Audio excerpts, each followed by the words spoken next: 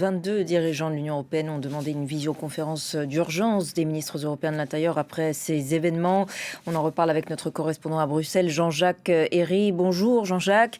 La crise sur le Bonjour. terrain semble bientôt finie. La crise diplomatique, elle, bat toujours son plein, on peut le dire.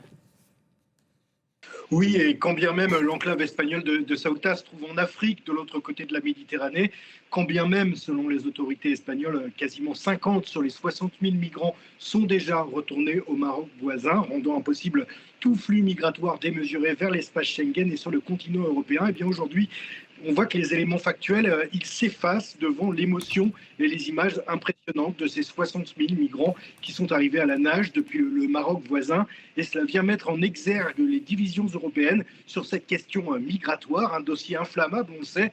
Et ça fait monter au créneau la droite et l'extrême droite européenne. Il y a d'abord les partisans de la ligne dure menée par l'Italie de Giorgia Meloni qui a annoncé dès hier soir suspendre temporairement les règles de libre circulation dans l'espace Schengen vis-à-vis de l'Espagne. La Finlande et le Danemark lui ont apporté leur soutien, estimant que les frontières extérieures de l'Union sont menacées. Ensuite, les deux pays voisins de l'Espagne sur le continent européen, à savoir la France et le Portugal, ont quant à eux annoncé un renforcement de leur contrôle aux frontières, proposant leur aide aux Espagnols quand même, proposant en parallèle leur aide aux autorités espagnoles, comme l'ont fait de nombreux autres pays.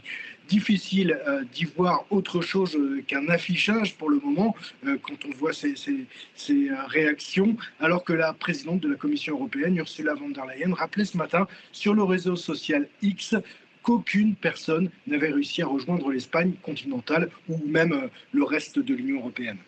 Une crise, Jean-Jacques, qui risque en tout cas de laisser des traces au niveau diplomatique. Oui, on le voit, hein, l'impact diplomatique, il est réel, il est extrêmement fort. 22 États membres sur les 27 appellent aujourd'hui à une visioconférence d'urgence des ministres européens de l'Intérieur. C'est à l'initiative de l'Italie, avec cette idée d'évaluer et de répondre à ce qui s'est passé à Ceuta ces 2 derniers jours. Les ministres devraient notamment examiner la possibilité de renforcer le soutien de Frontex, ainsi que l'efficacité de la coopération de l'Union européenne avec le Maroc, peut-on lire dans cette lettre.